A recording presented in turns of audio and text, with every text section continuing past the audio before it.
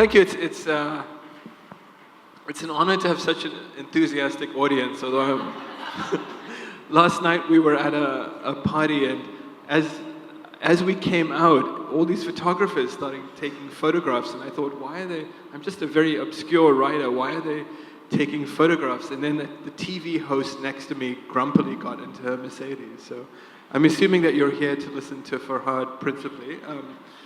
So Farhad, here are three names of lawyers who have also been writers: Jeffrey Archer, who you mentioned, Henry Fielding, and John Grisham. Which is your favorite, and where do you fit in? That's a really difficult question. It's almost as difficult as what's the book about? John Grisham.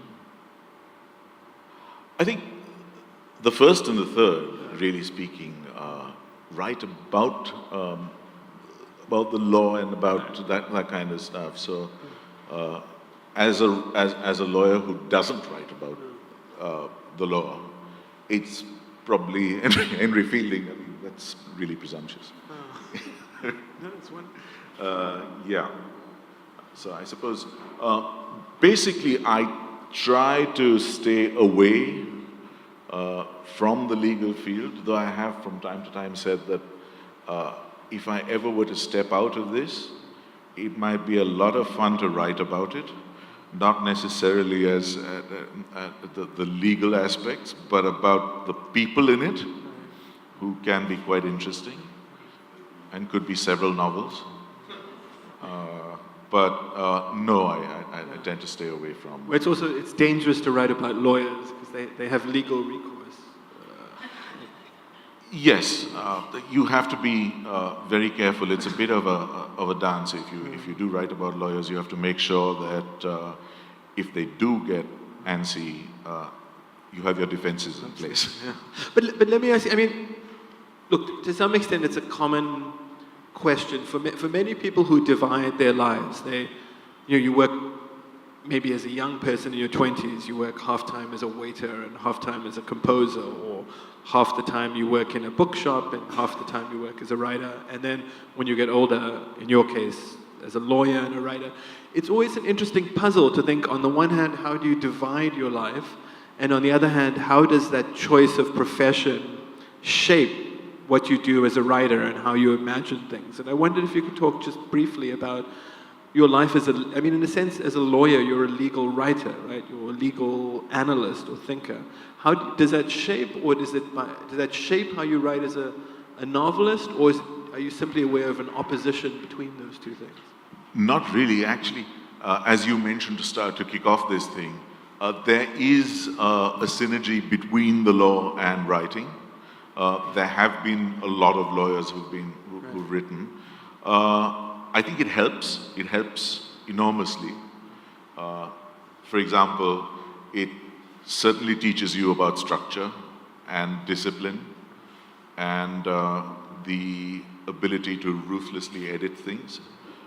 Because when you draft a petition, you set out your structure and you precisely follow that. And if there's arguments that you may love personally and think you would want to make and make fly, if you sit down collectively and think about it and people say this is not going to work, you just run a line through it. And that really helps when you're analyzing what you've written in a book. It's so the flip side to that is that you can tend to be too analytical and just follow the structure you set down, as you do when you're drafting pleadings, for example. But yeah, so I mean, there is, I would say, the pros certainly outweigh the cons, and it's really useful, and it helps with restraining yourself and with being able to discard what is very personal to you, which a lot of writers find very difficult, and then it sort of rambles on. Yeah. And you don't have the same skeptical views about the human psyche as most lawyers. I am.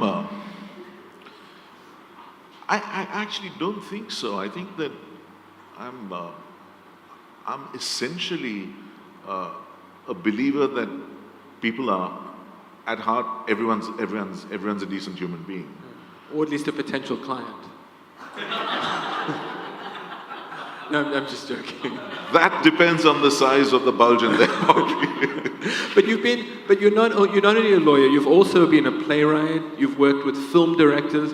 Why does this novel come along now? I mean, why wait for it to write a novel? No, it hasn't come on now in that sense. It's been a process that's, it really ultimately, with revisions and everything, took 8 years before I actually put it out. So it's not as though it's chronological. It's not as though I did the plays first and then got down to writing this. It's been going for a long time, and I would say that it was probably the first serious writing thing I've written since college, but the serious writing thing that I actually started doing even before the plays. The plays take less time to put out.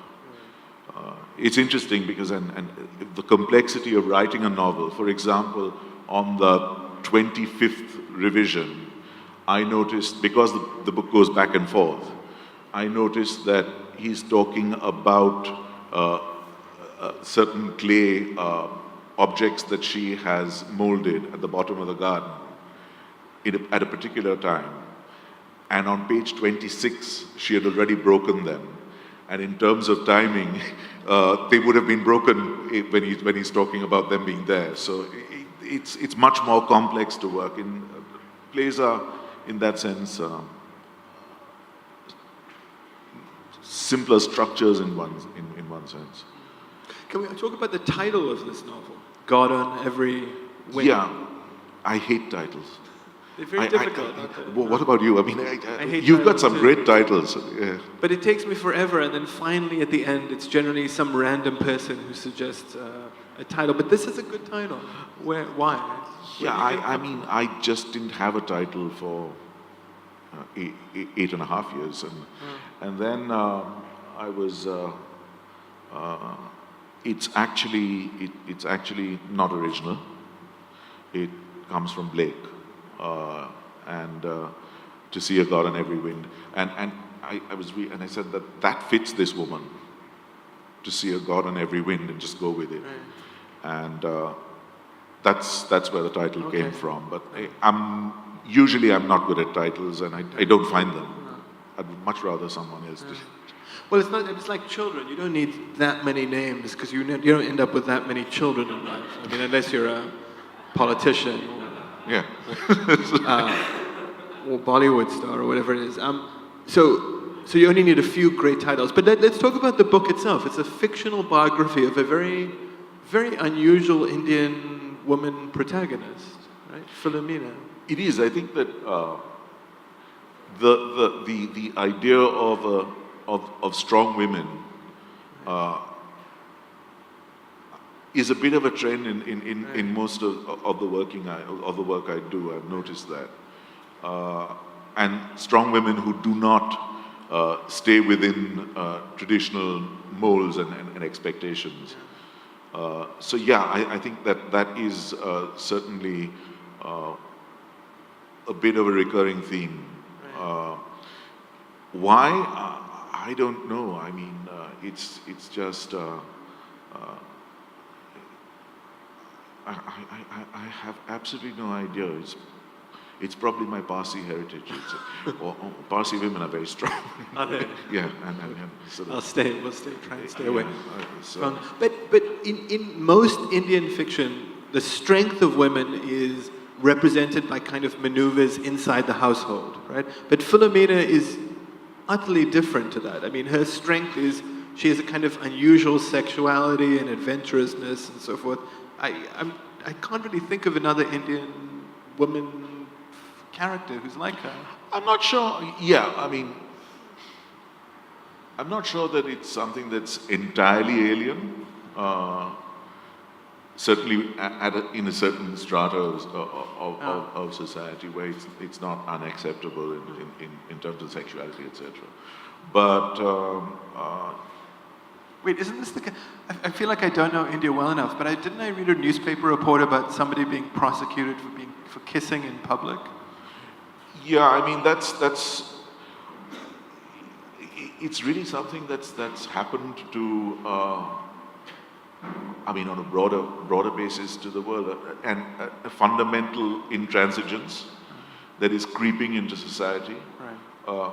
We never grew up with that kind of thing, or even thinking about that kind of thing happening. But increasingly, yes, it's happening. There's at the same time, you know, I often think that how much is that a small minority of people saying, no, that's okay, whereas the vast majority of people have always thought it's not okay. So, but yes, it does happen, and increasingly it happens not just with kissing. I mean, the policing that happens. It's just something that's happening to society, I think, and all over the world. I mean, it's becoming more and more conservative. Yeah. I mean, I think in general, once you're over 40, you're basically in favor of laws forbidding kissing in public. It seems like, why? You know, why do they need to? But let's talk a bit more about Philomena. Kind of falls into a relationship with an African student, right, who's selling objects on the streets, and I think this is an enormously interesting full subject. Firstly, the standing of Africans in India, in China, in Asia. You know, what are their experiences, and also the psychic and imaginary fantasies that Indians have about Africa, because eventually Philomena ends up in Africa. And I wondered if you wanted to talk about this. Africa doesn't occupy much of the consciousness of India and Indian society. It is largely typecast as, there's a lot of students who study in India because, I suppose because it's cheap, and often because it's a way out of a really difficult situation back home. But a lot of them are typecast in India as being drug peddlers and being. I seriously believe that if you want to talk about racism, we're a very racist country. I mean, you know, I mean, if you're white in India, you're treated like God. If you're black, you're treated like dirt. It's sort of it's just. Do you think is it that severe? I think it's pretty severe. Yeah. The treatment that a black foreign tourist will get walking down the street at Colaba Causeway or wherever is entirely different from what a white. So you think India still has to have a set of conversations about how it treats people based on skin color and origin? Those haven't started. No, that's not really what motivated me to go into the Africa thing. I needed it, really speaking, as a counterpoint to this the relationship to have counterpoints in culture. Sure. And as you mentioned just now, I mean, even she herself is the product of different. And that, I think, is something which also I'm really interested in. But I mean, you're in South Africa, and what is it like over there? I mean, in terms of the interrelationship between whites, blacks. I mean, there's been efforts, but it seems to be unraveling a bit now. I don't know. Yeah, we're in trouble. You guys are in trouble, but your economy is growing at 8%, and we're in trouble, and our economy is growing at negative 0.1%. So I would rather be in the trouble that you're in than the trouble that we're in. But I think to some extent there's the one thing that's similar is there was a dream of one idea of non-racialism, Right.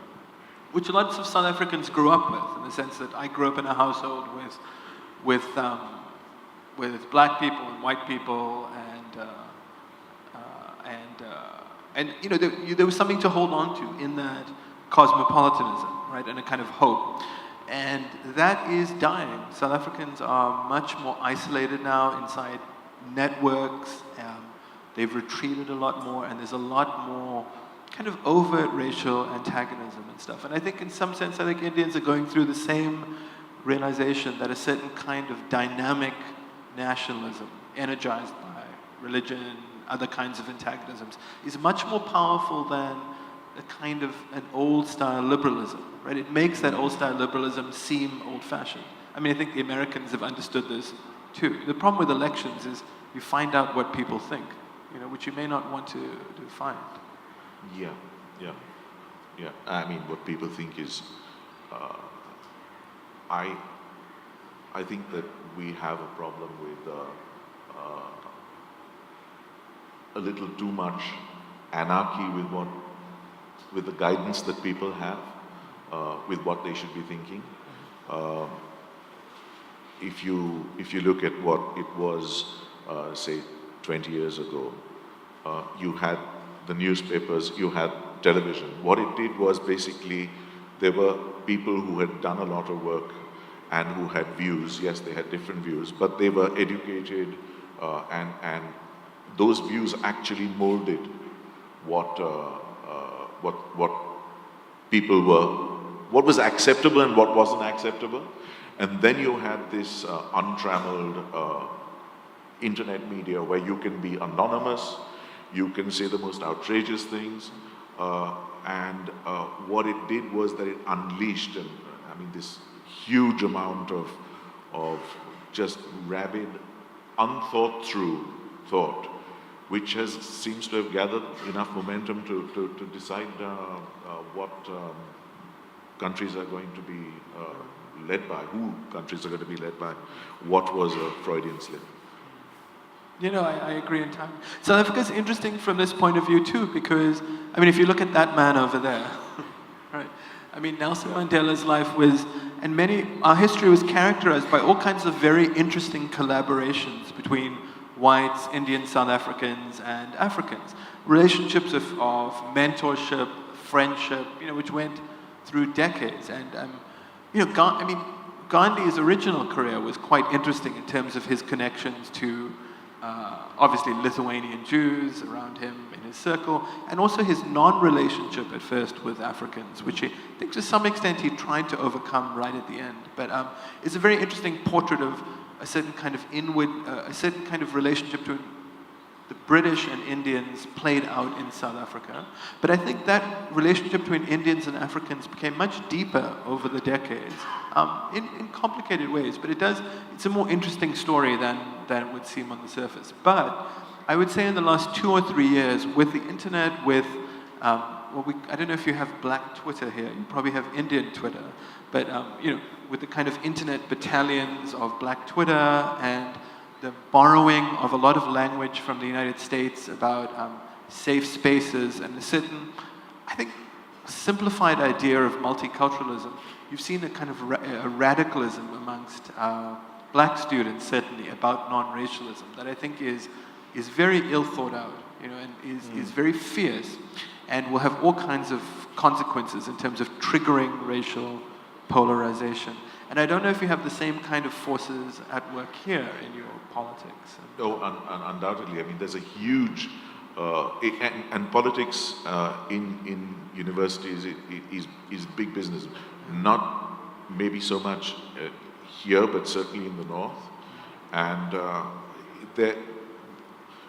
there is, I think, a distinct desire in that sense to drown out a minority voice or a voice that wants to speak up against the way the wind is blowing. We've had Kanaya Kumar here. At university, that's the first thing you need to be able to do. Everyone needs to be able to protest. That's what do you do in university apart from protesting? Try and get above 80 on your IT exam, hopefully. Right? Sorry. Just try and get above 80 on all your exams. Yeah, but 75. Yeah, when we were, nobody got over 65 when we were Really? Yeah, it was very tough. Certainly I didn't say that. Yeah, so I mean, here you have a very strong, politically supported movement across parties. I mean, all the parties have strong movements. But I think in many ways, you talked about Mandela and Gandhi, I think in many ways, there is a move towards whittling away at what Gandhi stood for. And in fairness, when we were in college, it was fashionable to also say, well, let's examine the extent of his importance to actually India's freedom. But that was a slightly different dialogue. Sure, It wasn't that's rubbish, you know, that kind of thing. And that is creeping in, and anyone it is certainly strident, and it is certainly something that doesn't tolerate another view, which is creeping in. Yeah. Let me ask you something, a couple of questions about the book as well, a few more. It starts in a kind of world of kind of wit and accident and kind of almost whimsy. It starts in a very different mode, and it ends in a place which is much more frightening and tense and so forth, or in Africa in particular. Is that what happened to you over the course of writing it? You know, it's a first book, and as first books often tend to be, I don't know about yours, but they tend to start out with your own experiences, your background, and mine certainly for the first half of this book was very much Bombay, very much Bandra. I mean, within the stone's throw of here, the majority of my life has been lived there. So it started out with that.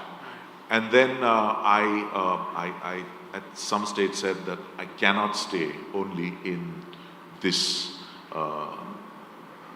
framework, because I said that as it progresses, it will fall away and become something like navel gazing.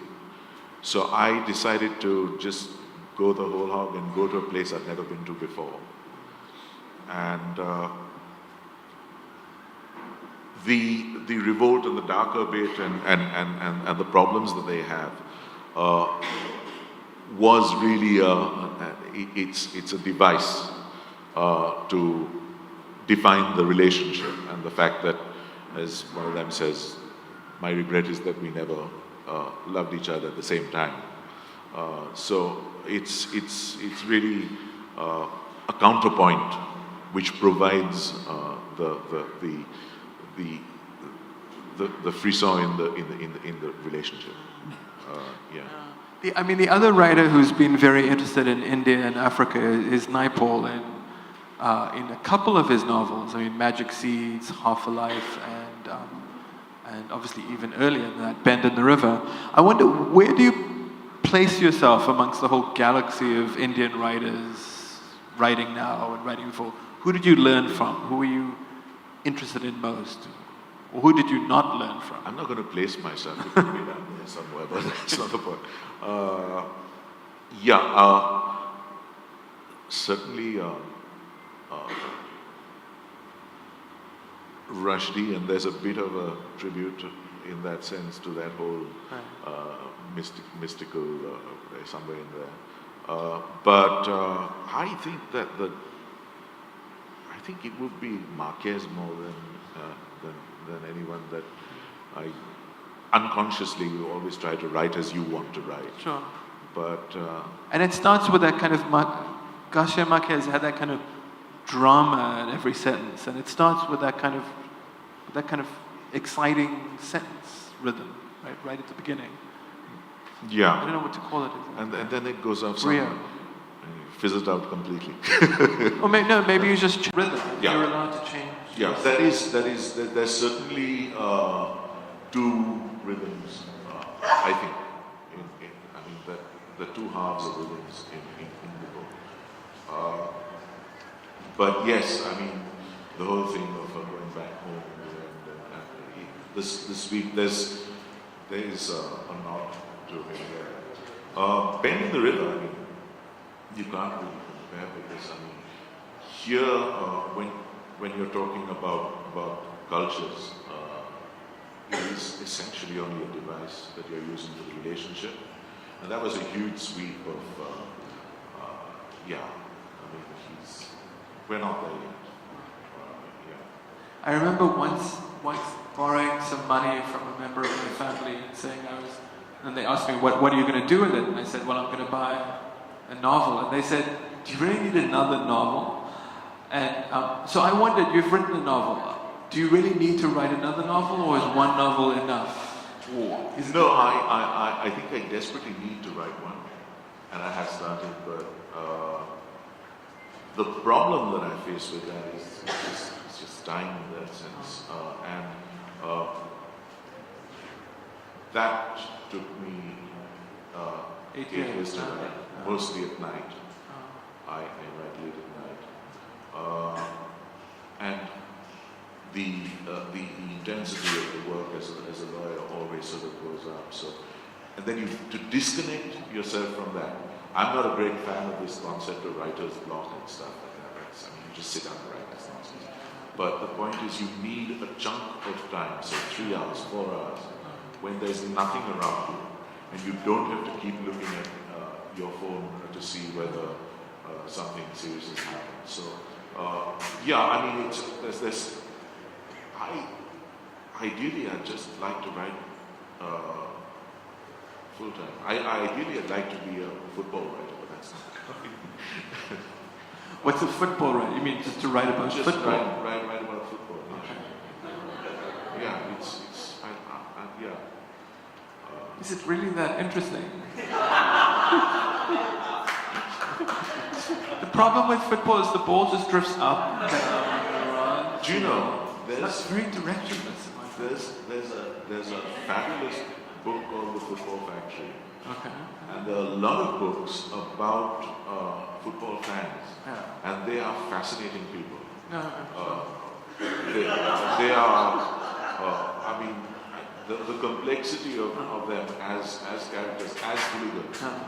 Fascinating stuff, actually. You know, there's books there about each one of them in that sense. It's a tribal thing. It's not the game itself. Yeah. There's a lot happening around it. No, I grew up in South Africa at a time when. But then you played rugby. You went to one of the fancy schools. No, I went there. I was terrified of playing rugby because I'd always be tackled by these crazy brutes. And then then they promoted me to scorer of the cricket team. But I could never figure out, and I had a little hut to myself. I had to hang up the numbers. But I could never figure out whether it was 6 or 8 balls and over. And then they eventually left me alone for about 3 years with a tennis ball machine. So I became quite good at tennis. But you know, I loved America. When I went to America as a student, and I was like, this is wonderful. There are people who don't care about sports. You know, they're like, I mean, particularly the Jewish American kids who had grown up reading the Wall Street Journal or whatever it was. I was like, these are my people. You know. So since then, I've been very resistant to sports. But I mean, it must be hard living in South Africa. It's a very tough country of brutes, really. And it's terrifying to raise children there because you figure they're also going to turn into barbarians. Or they have to protect themselves from the barbarians who are bigger than they are. I think this is a wonderful and interesting novel. It's interesting that it comes as part of a whole life which includes all this other kind of richness and exploration. Next one. I thought, should we have some time for questions? Do you want to ask questions? We take a few minutes, so why don't we do that? Sure. Put your hands up. So it's all absolutely clear. It's all absolutely clear. Can you read from the book? Can you read something? Do you want to read something? Oh, okay. Yes, I Oh, there's a recipe for biryani, which I think is apparently misleading. It shouldn't be followed, but it's a wonderful passage. Yeah, basically it is independence has been declared in India. And this very old family, where she comes from, Philomena comes from, on this huge mansion on the sea somewhere around here,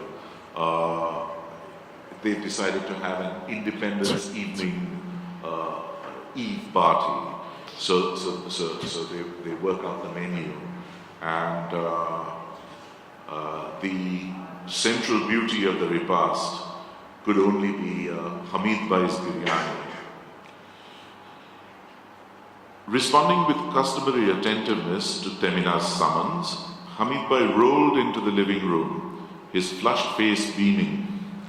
Long years of ingesting only the very finest food had transformed him into a 300-pound giant, and he winced with the pain from his gout as he lowered himself into a protesting chair without invitation. So, he bellowed merrily, "A freedom party and my biryani." He leaned forward. "Actually, I was going to make some and distribute it anyway. Now I will make it for your party also, my freedom biryani." Suddenly struck by his own wit, he bucketed backwards, guffawing. Shaking his head, he wiped the tears from his eyes with the back of his hand. Hamid Bhai warmed to his task. Between copious draughts of fresh lime water, he expounded on the theory of the making of biryani. As always, at a certain stage, he veered away towards the dangerous subject of spurious biryani. His outpourings on this topic were legendary, and he now set out his stall with gusto. "Biryani without potatoes," he exploded.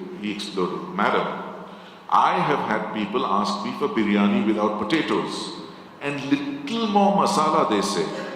Go find a pip to cook for you, I tell them.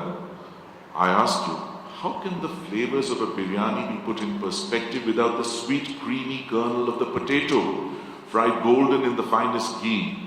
The potatoes themselves are also important, and one must discard the ones that fall apart before you can run the edge of a fork all the way through them. The ones that do well, I don't know, throw them away, feed them to the dogs, whatever.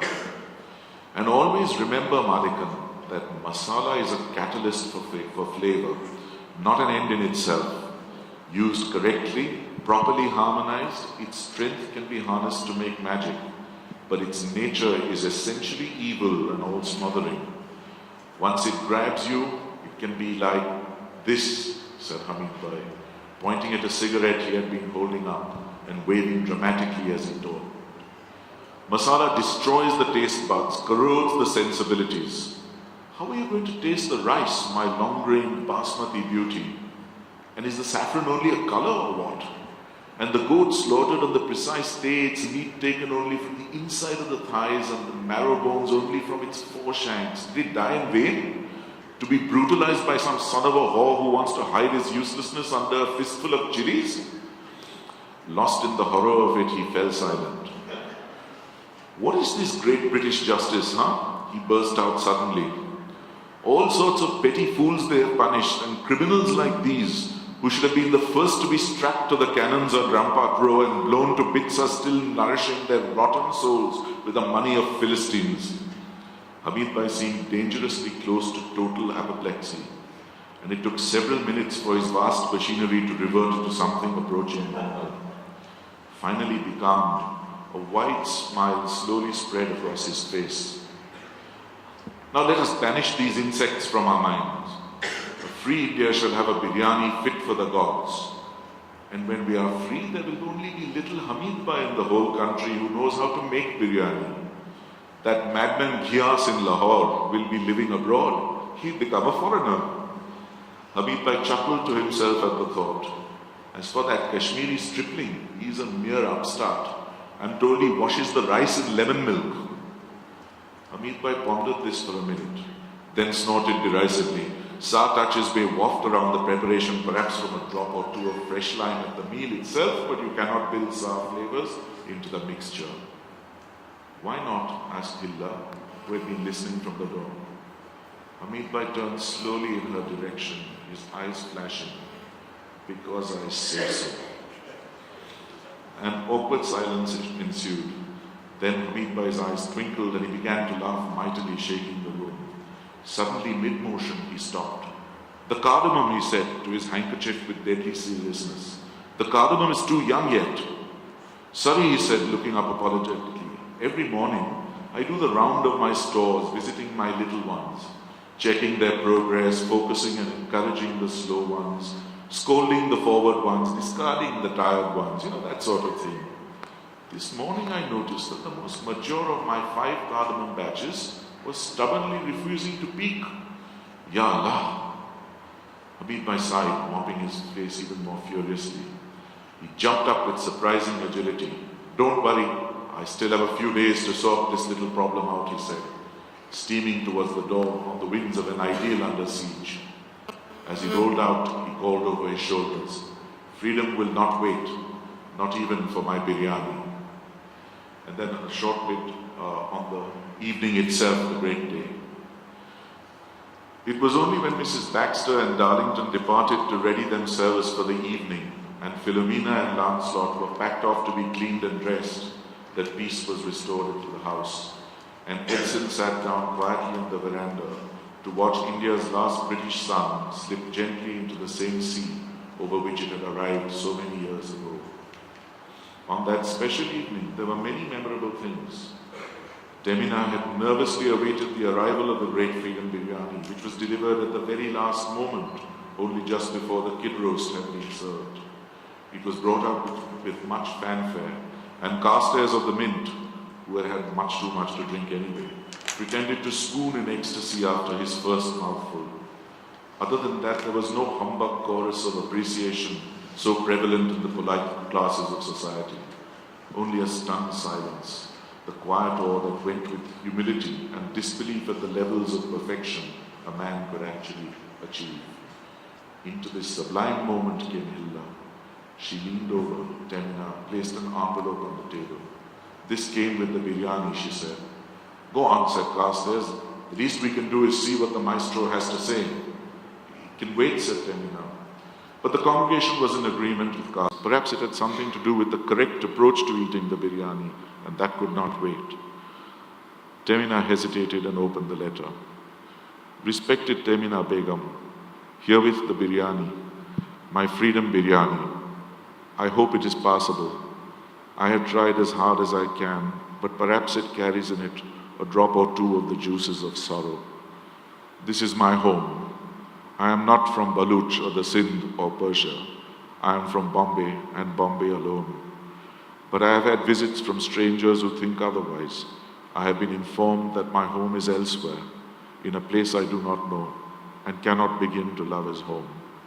But these are troubled times, and so by the time you read this, I will have left home to go home. See what absurdities are possible in these times. I must cross a line that has suddenly risen like a twisting serpent from the dust. What awaits me beyond it, I do not know. Anyway, I will not be far away, and I will be writing to you of my new home and my friends, and also to you, Madam. Soon all this madness ends, and I will visit again, and hope to see you visit my home too. I have rejoiced so much these last few days, living so much the happiness of our country in its freedom. Now I grieve just a little bit about how little happiness our freedom has brought me. My soul is in this biryani I have made, and perhaps a tear or two. I hope it does not intrude upon the taste. And should you by chance dine after midnight, think of it as a gift from Pakistan. Ever in respect, Hamid Bhai. So that's just the one.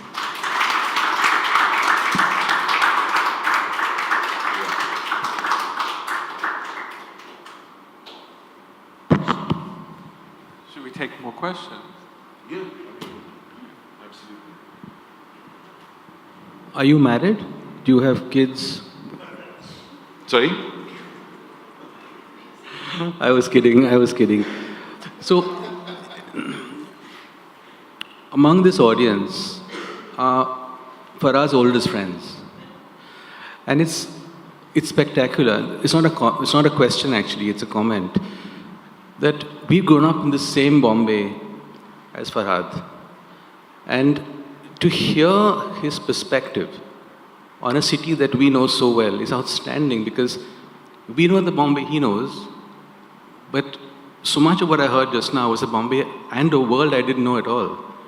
And the fact that you're so fascinated with food is outstanding. Yeah. So, congratulations. Thanks. No, I mean, yeah, that's one of the reasons why I needed to take it out of here, because it is so much of what Rahul us know about, and wanted to explore creating another world. And I'm not sure that it's happened. And when I heard that you were going to be, I said, oh God, there's a whole half of a book about Africa, a place I've never been to, and I've got this South African writer with God knows how many books behind him and a professor, and he's going to just say that, look, that just doesn't sound right. We're South African. We're terrified of going to the other parts of Africa. This seems very realistic. Yeah, but you do know the milieu. So that's one of the worries I had, because I mean, you are stepping into a space you don't know that much about. Yeah. So I think both those impulses are good. On the one hand, the desire to kind of miraculously recreate something you know very well that's inside you. On the other hand, the desire to use a completely blank or empty space to fulfill something else. As long as it's not just a simple fantasy, but an interesting fantasy, I think it's a valuable experiment. You know? Yeah. But it's a scary experiment in that sense as well, because you don't know how true it's ringing. Which is why I consciously decided not to locate it in a particular country, because I just don't know enough about a particular country, and it's such a vast continent.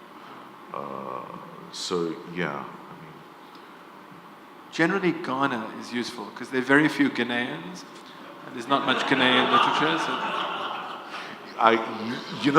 that's quite interesting, because Ghana. Unless there are any Ghanaians here, in which case I apologize. I meant Uganda. I did target Ghana in that sense. I said, like, let's look at Ghana as maybe the basis, the foundation of this, and then not for the reasons you mentioned, but it was also because it's one of the more stable countries. It's English speaking, so there's more material on the net and research material accessible for me. And in fact, I think colonial and post-colonial literature is really, in many ways, all along the coast, the east coast of Africa, up, Kenya, down from Kenya to South Africa. It is the Indian Ocean world. And there are all these interesting ways in which Indians, Lebanese, different African kingdoms and tribes have found ways of living together or living apart that are almost unrepresented in literature. I mean, occasionally you see a glimpse of it in Conrad or Naipaul or in what you're doing. But in a sense, it's a kind of unremembered, unexplored, unvalued world. And I think because we see colonialism and imperialism so much as kind of a center-periphery phenomenon, right? India and England, America and whichever country America is meddling with. We tend not to see all the interesting interrelations and between all these fascinating different ways of being and locating themselves. Yeah, I mean, the thing that does strike me is that as writers, I think that it's pretty important to really be to talk about different worlds, because you're increasingly living in a world where people are contracting into themselves, and it's a scary thought. I mean, the whole idea of this large world which is just one of my roommate in college, who became a very famous, he's a very famous economist, but he was Jewish, and he said, it's terrible, Imraan, you're born a Jew, you get to live with other people all your life, and then when you die, you have to go back into a Jewish cemetery and be only with Jews. And I think it's true, most cemeteries are religiously, and I'm very much not looking forward to being confined only to people of whatever my own religion is. And religion, I mean, is something which is really a tricky thing. it can be extremely dangerous. But yeah, I mean, I had a question for you actually. You teach creative writing. Yeah. How is that? I mean, do you think, I mean, I don't know, but can you actually teach someone how to write? Or is it just something that, I mean, surely you should know within the first few sessions with someone that, okay, this guy, he can write, he can spin a story, maybe he's going somewhere, or tell someone that, listen, just leave it. I mean, it's not for you. But can you teach someone to be? You know, strangely, given that I've spent most of my life in universities, I still don't believe in teaching very much at all. I'm sort of unteachable myself, and I'm not sure I'm particularly effective, but please don't quote me on this, at teaching other people. But there is a way in which if you're jointly involved in an activity, you know, tennis or, what did you say, football, or writing, it's quite useful to be around other people who are doing it, partly because they have tricks, partly because you get the sense you're not, you know, Nadine Gordimer would talk about how when she grew up as a writer, it was okay that she was a writer because absolutely nobody cared, you know, so she could just write openly and nobody stopped her because nobody had any interest, right? But that's a very difficult environment also. Even if it's not hostile, it's just indifferent. And there is a way in which sometimes universities, by accident, allow us to create these spaces for lunatics. They always regret it. I mean, my university is constantly trying to fire me, but they do let us have writers, young writers, artists of different kinds. And I mean, I've seen very wonderful stuff happen. Now, why wonderful stuff happens? Why these wonderful books sometimes get written? A student of mine just 2 years ago won the Global Pen Award for Most Exciting New Voice. Another, you know, we win the Kane Prize every second year when we can get the money together for a bribe. But you know, and then we have a whole new generation of horror and science fiction writers from Africa who surprise me because who would write that stuff? But anyway, they write this stuff. So it's very hard to say with the imagination, why did something happen? Why did something not happen? But it's quite interesting to have those spaces. And, you know, universities teach all kinds of useless things, like literature, history, philosophy, right? So I figure, why not a small space for writers and poets and playwrights? If only because then they don't become agitators and cause all kinds of other trouble. But yeah, I mean, would that person who won the Pen Prize have won it anyway without having gone to your classes? That's a very good question. He's extraordinarily talented. Right. But I don't know. And he's gone on to do very well. BuzzFeed has anointed him as the African writer to watch Masanda and Janga. And he was fascinating. He was, in a sense, he was unteachable.